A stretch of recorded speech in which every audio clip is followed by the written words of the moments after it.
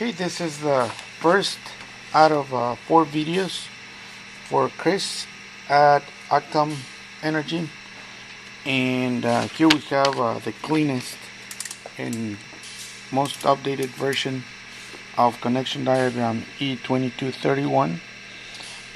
Nothing has changed from what Chris approved in the form of the form fit function of the unit. We've just added information as how the unit is actually built and how everything is implemented to have the functionality that was previously approved. What we're going to do is we have the 300 volts AC. We get the phase reference into the board at J3. The board is now powered with 24 volts DC. We have a 24 volts DC fan.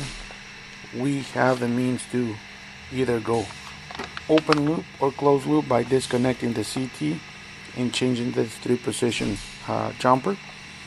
We're going to look at the DC shunt, whether we are an open or closed loop, by always looking at the 0 to 10 on positions 3 and 4.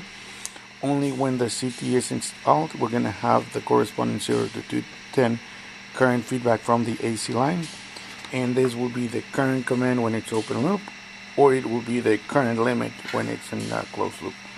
We have the soft inhibit, the instant inhibit with the corresponding soft start and soft stop times.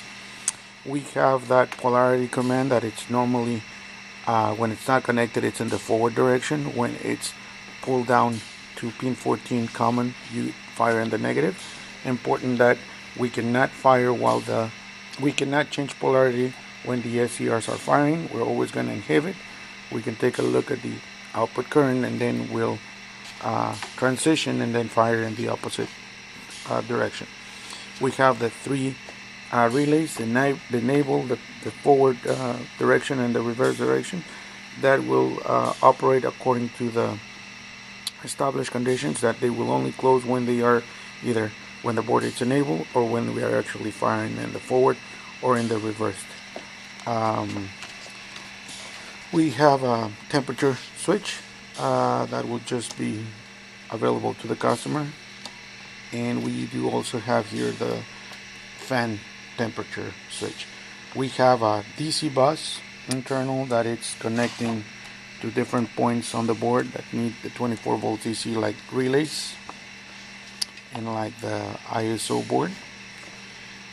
Again, we show the physical representation, and for the relays we are going to show here the internal circuitry generated from the main firing board to drive the 2 relays. So this is one of the units that we have. It's being tested, and we have terminal block from positions, it starts right here, 1, 2, all the way to 22, and we can see them all right here. Here is the auxiliary firing board. Here is the main firing board, and Tony had requested to increase this length and height so that we can go in there and position probes, and also that you have access to the span and bias potentiometers. On a separate video, that will be the fifth video, if requested, we're going to show you how to adjust the span and bias. So here we have all the different connections. This is a board that is familiar by you. We have that 380 transformer that will be used only for phase referencing purposes. Here we have the 3 relays. There's our AC input. On the back we have here a terminal block that will be labeled as terminal block number 2. This is the one that drives the relays. It makes it, you can see, violet and white. Make it all the way out here to violet and white for those corresponding relays. Here we have that ISO board that was modified to be able to isolate the shunt and provide the 0 to 10 signal.